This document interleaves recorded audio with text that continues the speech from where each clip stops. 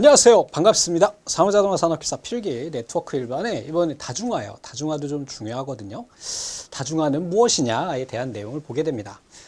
별거는 아닙니다. 우리가 지금 쓰고 있는 방식이 바로 다중화 방식이고요. 이 다중화 종류에는 이제 주파수 분할해서 보내는 방법과 이제 시간을 쪼개서 보내는 방법이 있어요.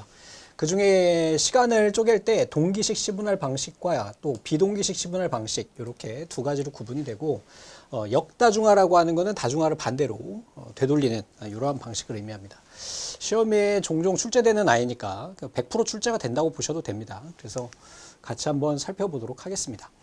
우선 다중화라고 하는 거는 여러 개의 채널들이 하나의 통신회선을 그랬는데 이게 어떤 걸 의미하는 거냐면 여러분들 아파트 있잖아요. 아파트의 전용회선이 전화국에서부터 또는 통신회사에서부터 이렇게 쭉 깔리겠죠.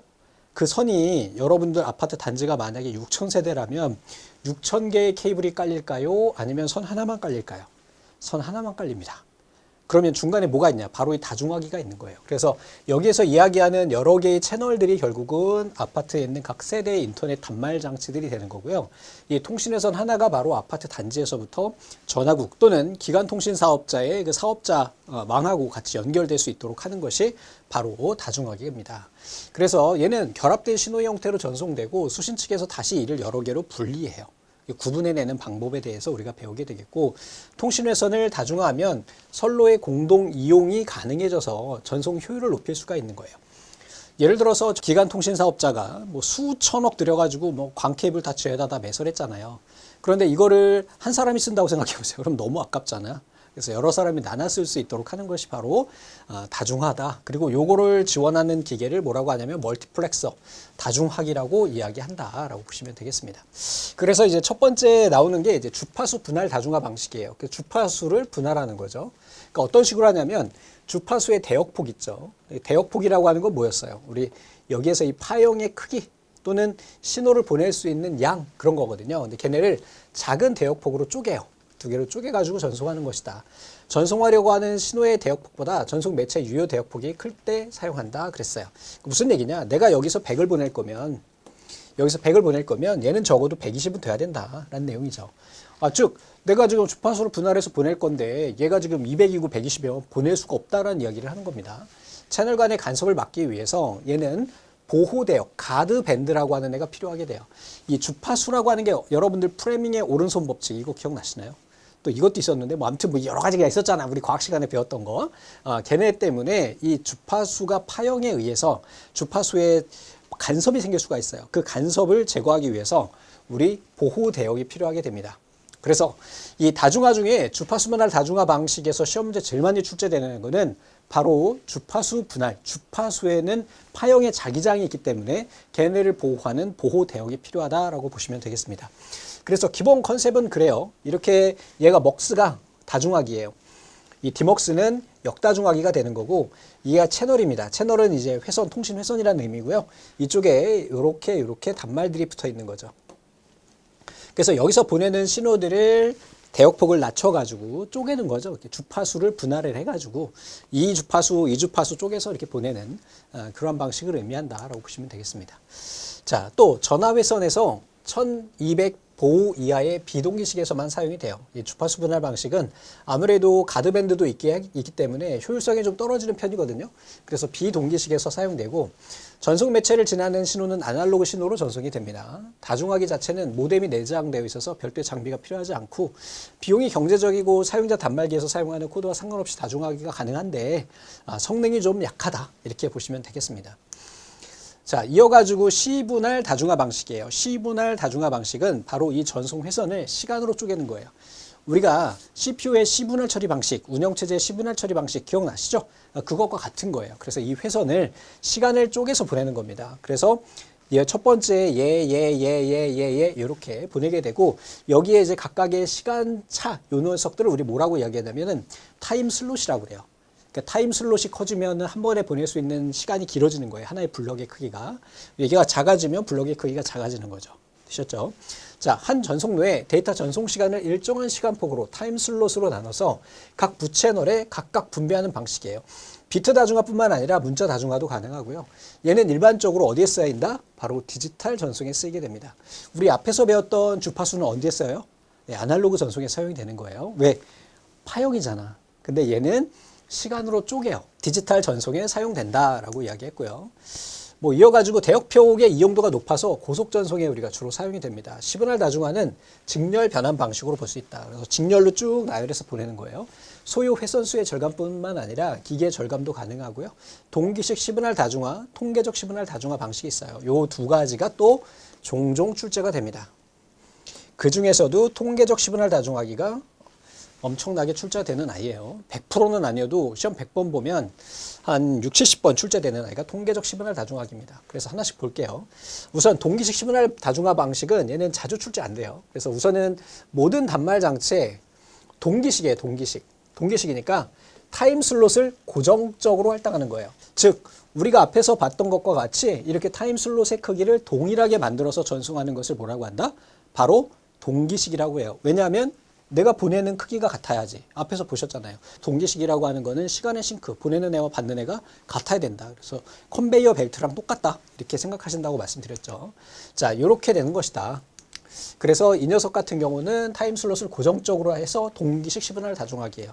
고속 다중화기와 저속 단말기 간의 속도차를 보정하기 위해서 버퍼가 필요해요. 이게 항상 그렇긴 한데 뭐냐면 여기에 요 단에 버퍼가 있어야 되는 거죠. 내가 지금 받아가지고 전송하기 위해서 얘네를 받아서 순서대로 보내게 되잖아요. 그죠? 여러 개의 회선, 즉 아파트 6,000세대면 6,000명에 대한 정보를 한 번에 받아서 여기에서 다중화를 하고 하나씩 보내다 보니까 이쪽에 또 받는 쪽에 처리하는 쪽에 버퍼가 필요하다. 이렇게 기억하시면 되겠습니다. 자, 이렇게 보시면 되겠고요. 이제 시험 문제 제일 많이 출제되고 있는 친구예요. 이 친구가 바로 비동기식 10분할 다중화기예요. 얘는 지능 다중화 또는 통계적 다중화라고도 해요. 실제로 전송할 데이터가 있는 단말 장치에만 타임 슬롯을 할당을 해요. 그러니까 우리가 지금 좀 아까 봤던 이 동기식 10분할 다중화기 같은 경우는 여기에 만약에 10세대, 10개 집이 있다 그러면 10개의 칸을 할당하는 거예요. 똑같이. 그죠? 그래서 만약에 10개가 동시에 간다면 다 쓰이지만 그렇지 않다면 어떨까요? 만약에 이 중에서 5개만 쓴다 그러면 5개는 비게 되는 거죠. 사용이 안 돼요. 그럼 효율성이 떨어지겠죠? 그래서 나온 게 바로 뭐냐면 통계적 10분할 다중화기예요. 지능화가 되는 거죠. 얘는 뭐냐면 얘가 요청이 있어. 어떤 단말에서 요청이 있어. 그럼 걔네만 전송하는 거예요. 요청이 없으면 보내지 않습니다. 그래서 지능을 가지고 있다고 그래서 우리가 뭐라고 이야기한다? 바로 지능 다중화라고 이야기를 하고요. 통계적 다중화라고 하는 이유도 마찬가지예요. 어느 쪽에서 많이 보내는지를 통계를 내서 그걸 가지고 그 데이터를 가지고 우리가 할당을 해주는 이런 것이 된다라는 거죠. 실제로 전송할 데이터가 있는 단말 장치에만 타임 슬롯을 할당해서 전송 효율이 높아지는 거죠. 그러니까 일반적으로 우리가 쓰고 있는 방식이기 때문에 이거 시험 문제 많이 나오는 거예요. 그렇죠? 우리가 아파트가 6차원 세대 있으면 지금 현 시점에 6,000명이 모두 인터넷을 쓸까요? 어떤 사람은 잘 수도 있고 어떤 사람은 외출했을 수도 있잖아요. 그러니까 이 컨셉에서 나온 게 바로 다중화기라고 생각하시면 돼요. 그러니까 6,000개고 이 집마다 1기가의 라인이 들어있어요. 그러면은 어떻게 되는 거야? 6,000에다가 곱하기 1000bps 이렇게 1000mbps 이렇게 하게 되면 엄청나게 많은 대역이 필요하잖아요. 근데 그게 아니라 한 반 정도만 이렇게 우리가 회선을 구해놓고 필요한 애들한테만 할당해주자 이렇게 되는 거죠. 그래서 얘는 핵심 포인트가 뭐라고요? 실제 보낼 데이터가 있는 단말기만 시간을 할당하기 때문에 다중화단 회선의 데이터 전송률은 접속 단말장치 전체의 전송률보다 낮다. 무슨 말인지 아시겠죠? 자, 다시 한번 읽어볼게요. 실제 보낼 데이터가 있는 단말기만 시간을 할당하는 거예요. 그래서 세 개만 보낼 거야. 때문에 다중화된 회선의 데이터 전송되는 여기 장치의 전체 전송률의 합보다 여기에 실제 흐르는 것은 작다라는 거죠. 무슨 얘기인지 아시겠죠? 여유가 좀 생긴다. 강제로 할당하는 게 아니기 때문에. 또 얘는 마찬가지로 버퍼가 필요해요. 복잡한 주소 제어, 회로 이런 것들이 필요해요. 동기식 10분할 다중화기에 비해 가격이 비싸고 접속에 소요되는 시간이 길어지고 상대적으로 느린 단말기가 고속의 데이터 전송로를 통해서 데이터를 주고받을 때 선로를 최대한 활용하도록 하는 방식이에요. 그리고 주소 제어도 가능하고요. 오류 제어도 가능하고 흐름 제어 이런 기능을 제공해서 제어 회로가 좀 복잡해지는 단점은 있는데 고속으로 효율성을 높일 수 있는 최고는 뭐다? 바로 그게 뭐라고요? 바로 비동기식 10분할 다중화기 또는 통계적 10분할 다중화기 이렇게 이야기를 하시면 되겠습니다. 자, 디먹스는 뭐냐면 다중화된 복합된 신호를 분리해서 원래 신호로 복합하는 것을 복원하는 것을 우리가 역다중화라고 이야기를 합니다. 자, 집중화라고 하는 거, 얘는 여러 개의 채널을 몇 개의 소수 채널로 공유시키는 것이에요. 그래서 요게 좀 많이 헷갈려 하실 수 있는데 어떤 거냐면 다중화하고 집중화기하고 많이 궁금해 하세요. 자, 다중화기는요, 먹스는 회선을 하나만 씁니다. 이렇게. 얘가 회선이에요. 이렇게. 그림이 좀 이상한데 이렇게 해서 얘가 이제 먹스가 되는 거고 얘가 디먹스가 되는 거죠. 회선을 하나 쓰는데 집중화기는요, 회선을 여러 개 써요. 이렇게. 대신에 여기에 단말기가 50개가 있다면 여기에 뭐 5개 이렇게요. 하나가 아니라 이거 맞게 비율에 맞게 집중화, 컨센트레이팅이라고 하죠. 여러 개의 채널을 몇 개의 소수 채널로 공유시키는 것이다. 회선의 이용률이 낮고 불규칙적인 전송에 적합해요. 입출력이 각각 대역폭이 다르고요. 한 개 단말기 통신회선 점유 시 타 단말기의 경우 회선을 사용하지 못하는 경우가 발생한다. 즉 앞에서 다중화기는 시간을 쪼개서 보내든 주파수를 다르게 해서 보내든 하지만 이 집중화기라고 하는 거는 여기에 50개가 있으면 5개 회선 중에 실제로 사용하는 애들 5명만 보낼 수 있게 한다라는 거죠. 되셨죠? 자, M개의 입력 회선을 N개의 출력 회선으로 집중화시키는 것이다. 이게 핵심이죠, 뭐. 이렇게만 보시면 될 것 같습니다. 자, 그럼 문제를 한번 볼게요. 효율적인 전송을 위해 넓은 대역폭을 가진 하나의 전송 링크를 통해서 여러 신호를 동시에 실어 보내는 기술을 뭐라고 하느냐? 바로 뭐라 그랬어요? 다중화라고 이야기를 했죠. 먹스, 멀티플렉싱이라고도 이야기를 합니다. 두 개의 채널 사이에 보호대역을 왜 쓰는 거죠? 바로 주파수의 간섭 때문에 쓰는 거죠. 얘는 뭐예요? 주파수 분할 다중화기죠.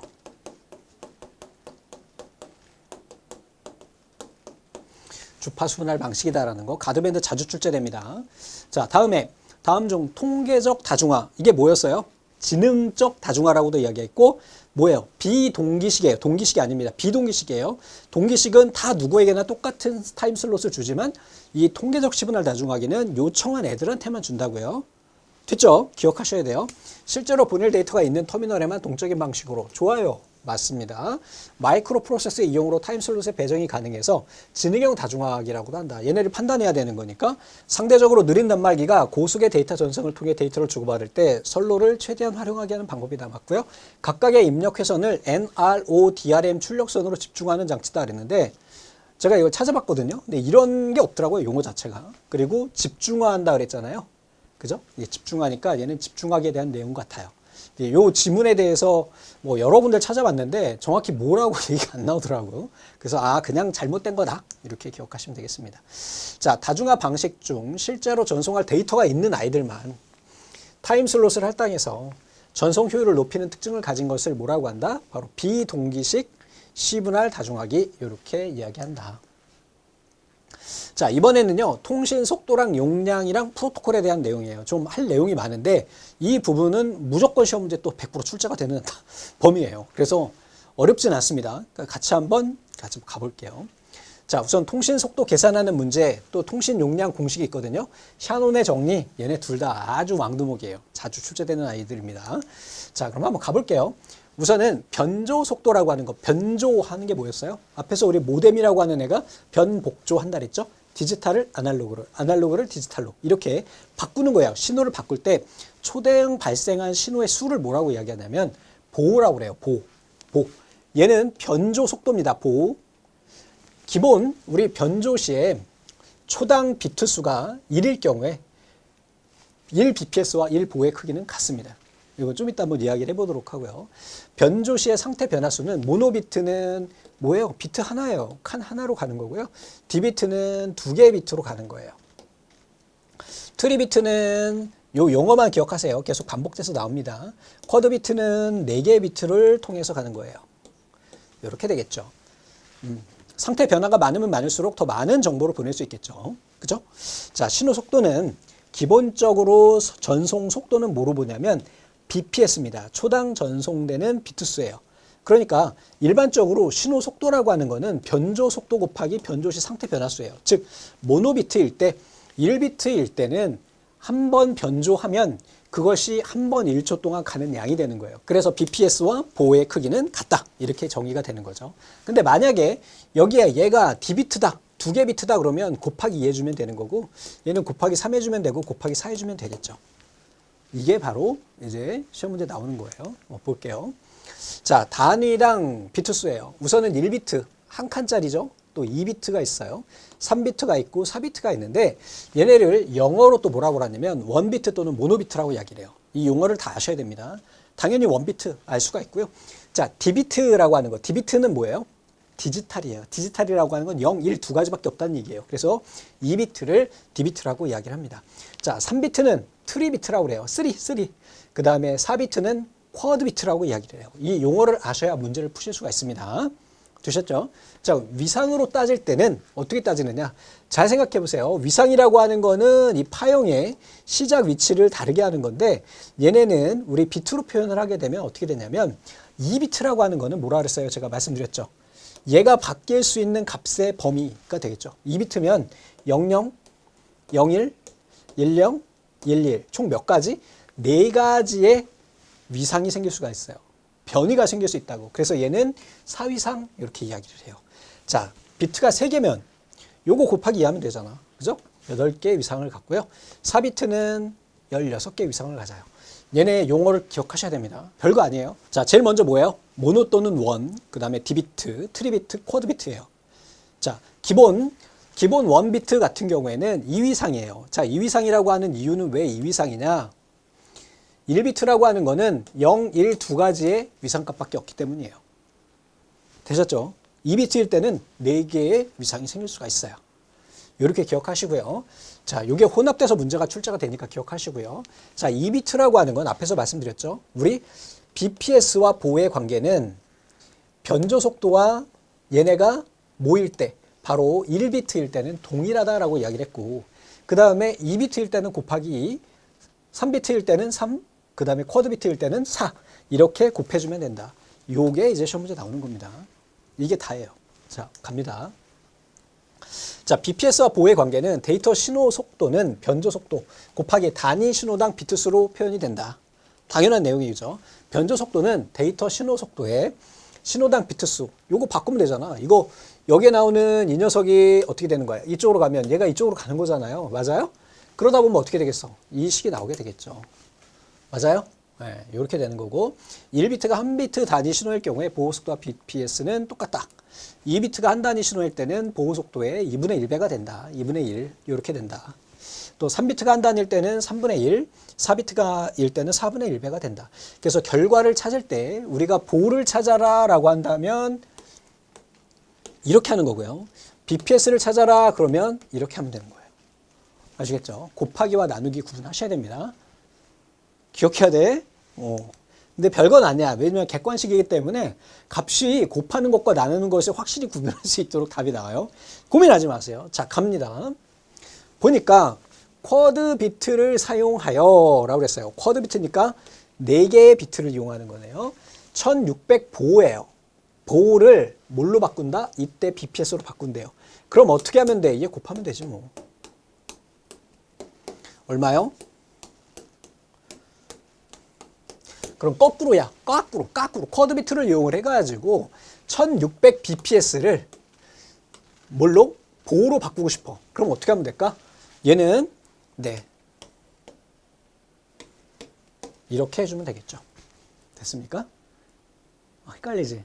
그러니까 지금은 이거 보지 마시고 이것만 보셔요. 아, 결과가 BPS일 때는 거기에는 비트수를 곱한다. 이렇게 보시면 됩니다. 이 기출문제예요. 자, 8위상이라 그랬어요. 8위상이니까 얘는 몇 비트요? 3비트고요. 2의 진폭은 몇 비트요? 1비트죠. 위상과 진폭은 같다고 보시면 돼요. 아시겠죠? 8위상이니까 위상의 종류가 8가지야. 그러려면 총 비트의 개수가 몇 개 있어야 돼요? 3개가 있어야지. 2의 3승이니까. 맞죠? 자, 그 다음에 2의 진폭. 2의 진폭 파형이 2개야. 그러니까 얘도 마찬가지로 하나만 있으면 돼. 그래서 총 몇 개 비트가 있는 거예요? 네. 4개의 비트가 있는 거예요.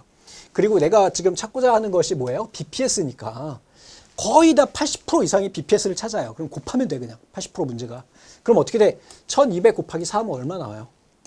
9600 bps가 나오게 되겠죠. 되셨죠? 이번에는 보호야, 보호. bps가 먼저 나왔어. 8 위상이라 그랬어요. 그러면 3비트가 되는 거야. 트리비트. 맞아요? 그럼 어떻게 하면 돼? 나누면 되지. 이번에는 뭐가 나와야 된다고? 보호가 나와야 된다. 변복조 속도가 나와야 된다고. 됐죠? 이게 다야. 다음에 이번에는 샤논의 정리예요. 샤논의 정리는 B의 로그 2의 1 플러스 SN이에요. 간혹 가다가 이 공식이 간혹이 아니에요. 자주 출제돼요. 예? 그러니까 예전에는요, 요즘엔 좀 덜 나오는데 예전엔 거의 100% 출제됐어요. 매번 시험만 보면 그냥 샤논의 정리는 무슨 방법을 써서든 출제했던 거예요. 얘는 뭐냐? 우선은 공식을 아셔야 돼요. B는 밴드위스예요. 대역폭. 그 다음에 S는 시그널이고요. N은 노이즈예요. 자, 노이즈가 많아지면 많아질수록 이 전송 속도는 떨어질까요? 올라갈까요? 시그널 속도가 커지면 커질수록 우리 전송 속도가 빨라질까요? 적어질까요? 생각해 보면 돼. 자, 쟤를 저렇게 써보니까 이상하지만 얘가 노이즈잖아요. 얘가 시그널이거든. 자, 생각해 봅시다. 만약에 노이즈가 1이고 시그널이 100이야. 그럼 얘는 얼마 나와요? 100이 나오죠. 근데 이 상황에서 똑같은데 노이즈가 발생했어요. 그랬더니 어떻게 됐을까요? 50으로 줄죠. 이걸 의미하는 거예요. 그래서 항상 샤논의 정리의 기본 정의는 노이즈는 줄이고 시그널은 높인다라는 거예요. 자, 보시죠. 자, 우선 첫 번째, 밴드위스가 높아지면 높아질수록 대역폭이 늘어나죠. 신호대 잡음의 비를 줄인다. 즉, 신호 전력을 늘리고 잡음은 줄여주는 거고요. 신호 전력을 높인다. 같은 말이네요. 그래서 요거 기억하십시오. 약자니까. 그리고 요 용어 기억하십시오. 1 플러스 S per N입니다. 에? 자주 나와. 자, 다음에 프로토콜이에요. 프로토콜은 우리 뭐라 그랬죠? 언어라고 그랬죠, 언어. 제가 만약에 미국에 가요. 그럼 미국에 있는 친구하고 이야기하려면 어떻게 될까? 미국어, 영어를 써야 되겠죠. 그럼 만약에 미국에 있는 친구가 우리나라에 와요. 그러면 뭘 써야 될까? 네, 한국어 써야 되겠죠. 무슨 얘기인지 아시겠죠? 똑같이 우리가 공통된 언어를 써야 돼요. 걔네를 뭐라고 한다? 프로토콜이라고 한다. 통일된 규약, 통신 규약. 얘네를 뭐라고 한다? 프로토콜이라고 한다. 정보의 송수신 측에서 정해둔 통신 규칙이 돼요. 자, 프로토콜의 기본 요소, 열낫이 많이 출제됩니다. 얘도 왕두목이에요. 자, 우선은 제가요, 미국에 있는 친구하고 같이 전화 통화나 또는 만나서 이야기를 할 거예요. 이야기를 한다면 영어로 이야기하겠죠. 뭐라고 이야기할까요? 나이스! 아, 미트! 아, 유라고 이야기를 하겠죠. 안녕! 나이스 미트! 야, 이거 완전 중학교 영어인데? 뭐, 아무튼, 그렇다고 칩시다. 이게 바로 뭐가 되는 거야? 구문이 되는 거예요. 자, 보면, 나이스 미트 유. 제대로 문법적으로 구성이 돼 있죠. 만약에 이렇게 하면 어떻게 될까? 여기에 보시면, 미, 유, 나이스 이렇게 하면 안 되잖아. 그지? 그래서 문법에 맞게 데이터의 전송 형식, 부호와 신호 레벨들을 추적해요. 문법에 맞는지를 보는 거예요. 두 번째, 의미예요, 의미. 의미는 뭐냐면, 여기에 있는 이 단어가 뭔지 알아야 될 거 아니야. 그지?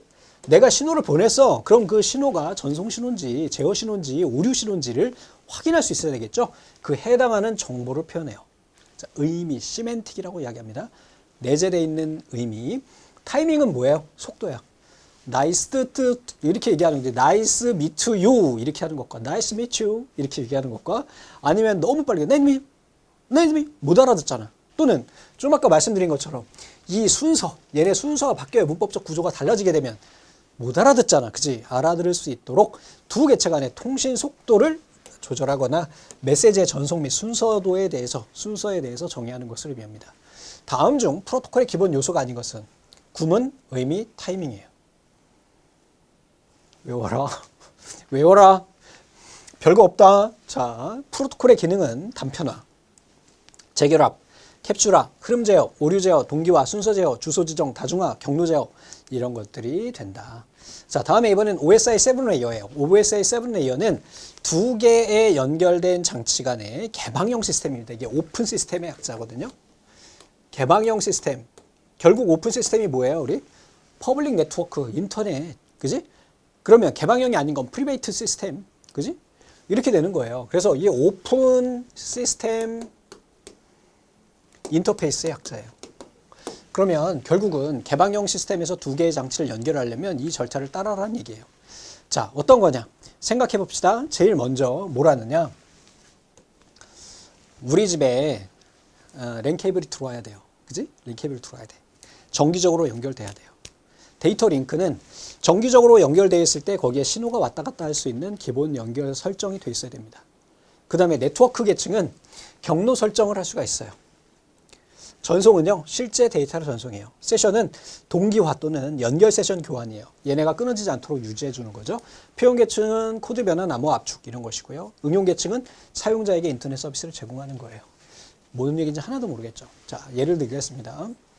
아버님께서 제가 어릴 때 저희 동네 새마을 지도자를 하셨어요. 그래서 저희 동네는 이렇게 얘기하면 정말 이상할 수도 있는데 나이 많은 사람으로 느껴질 수 있는데 저희 동네에 전화기가 있는 집이 저희 집하고 이장님 댁 두 군데밖에 없었습니다.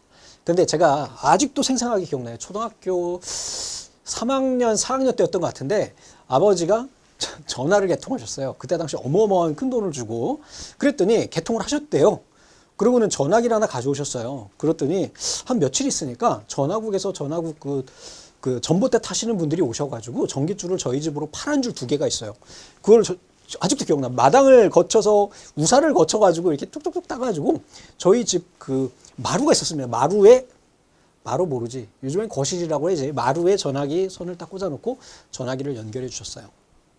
즉 전화국에서 저희 집까지 선으로 케이블로 연결한 상태 그리고 전화기까지 걔가 연결된 상태, 물리적으로 연결된 상태가 바로 뭐냐? 물리 계층이 되는 거예요. 즉 정기적, 기능적, 절차적 기능이에요.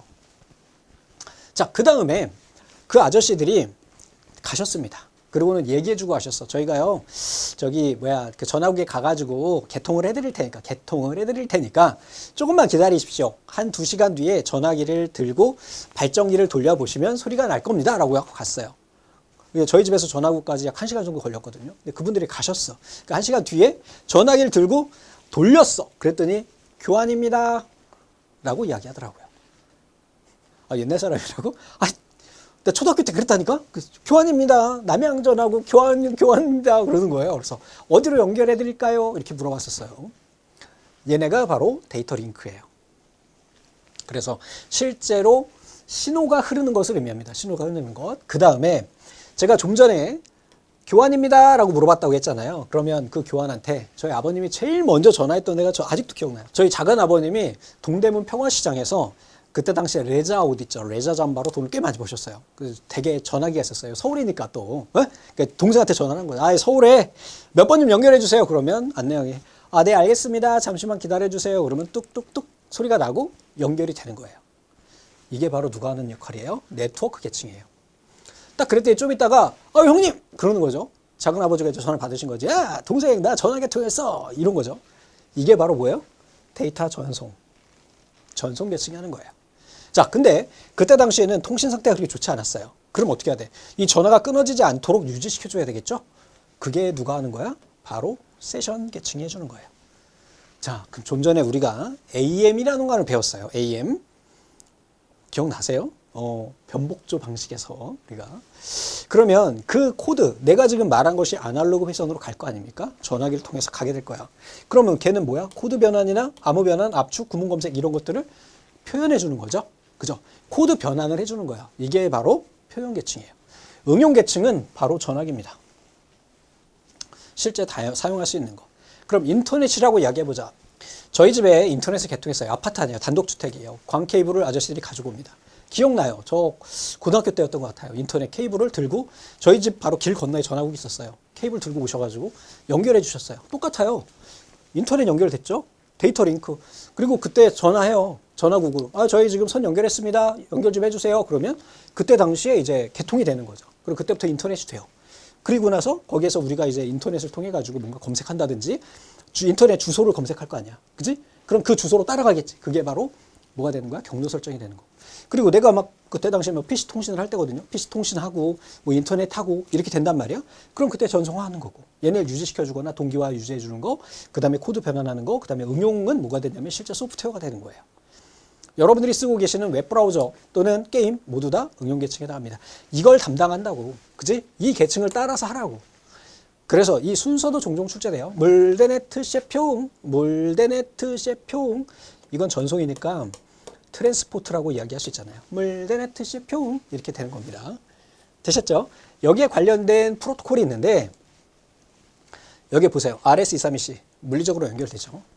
나머지는 뭔지 모르겠어. 이게 10 베이스 T라고 하는 건 랜 케이블을 의미해요. HDLC 좀 이따 배울 거예요. 그 다음에 X.25, IP, ICMP 요건 우리 배웠죠. 그리고 TCP, UDP 얘네들은 조금 이따가 또 배우게 될 겁니다. 얘네는 아주 자주 출제되는 아이들이에요. 이 중에서 다른 거 빼고 딱 출제될 거 2개만 골라주세요 하시면 딱 요거 2개입니다. 전송 계층과 네트워크 계층. 요거 구분하는 문제가 모든 정보통신 네트워크 관련된 시험에 꼭 출제되는 아이예요. 자, 문제 갑니다. 8진이래요. 8진. 그러면 2의 3승, 즉 3비트가 되는 거죠. 모뎀의 데이터 전송 속도가 4800일 때 변조 속도는 결과가 뭐가 나와야 돼? 보가 나와야 돼요. 아, 선생님 얘가 파우드지 왜 본가요? 아, 우리들끼리 쓰는 다 발음이야. 보라고 이야기합니다. 자, 얘는 어떻게 해주면 돼요? 3으로 나눠주면 되겠죠. 자, 그럼 얼마 나오나요? 3, 1은 3, 3, 6, 18. 그치? 1600 네, 보가 나오게 되겠네요. 아시겠죠? 보안을 위한 암호화와 해독 및 데이터 압축을 주로 하는 OSI 계층은 이건 우리 뭐였어요? 좀 전에? 네, 압축 표현해 주는 게 표현 계층이죠. 프리젠테이션 계층. 문제 요것보다는 좀 이따 말씀드릴 아이가 더 많이 출제됩니다. 통신 채널을 통신 용량 증가시키기 위한 방법이 아닌 것은 했어요. 신호 세력, 시그널 높인다고 그랬죠. 잡음 세력 줄인다고 했죠. 데이터 오류를 줄여줘야 되겠고요. 대역폭을 증가시킨다고 그랬어요. 그런데 여기에 보면 요거 기억나시나요? 샤논의 정리에.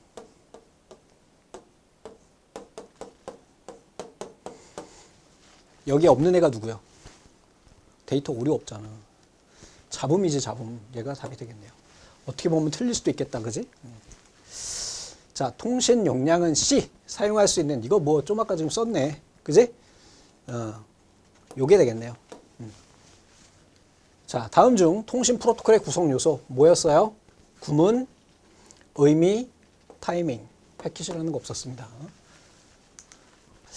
자, 6번. TCP IP에서 IP는 OSI 7계층 중 어느 계층에 가까운가 그랬어요.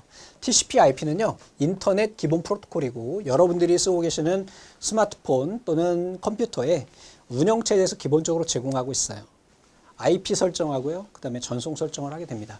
자, TCP라고 하는 건 트랜스미션 어쩌고저쩌고 프로토콜이에요. 그래서 얘는 어디에 해당할까요? 전송 계층에 해당합니다. 그럼 전송하기 전에 뭐가 필요하죠? 주소 설정이 필요하잖아. 내가 어느 곳으로 전달될지, 어느 곳으로 연결될지 주소가 필요하게 되겠죠. 제가 택배를 붙이려면 수신자 연락처가 있어야 됩니다. 그죠? 수신지 주소가 있어야 돼요. 그래서 주소, 즉 경로 설정이 우선 필요해요. 얘가 바로 IP고. 얘는 전송 계층이고요. 얘는 네트워크 계층입니다. 기억하십시오. IP는 경로 설정을 하고 그렇게 경로 설정된 것에 데이터를 전송하기 때문에 2개를 한 세트로 우리가 보게 됩니다. 이건 뒤에서 다시 한번 보게 될 겁니다. 그래서 여기까지 해가지고 다중화하고 또 몇 가지 내용들을 우리가 살펴봤어요. OSI 7레이어, 물데네트 셰표웅, 그 다음에 통계적 시그널 다중화기 기억나시죠? 이 부분들에 대해서 여러분들이 꼭 기억하고 계시면 시험 보시는데 크게 도움이 되실 거예요. 또 한 가지 더 있네요. 샤논의 정리, B 로그 2 가로 열고 1 플러스 시그널 퍼 n이에요. 요거 같이 기억하시면 되겠습니다. 아, 또 하나 있었어. 큰일 날 뻔했네. 전송 속도 계산하는 방법. 자, 이거 마지막으로 정리 한번 하고 갈까요? 우리가 결과가 BPS로 나올 때가 있었고요.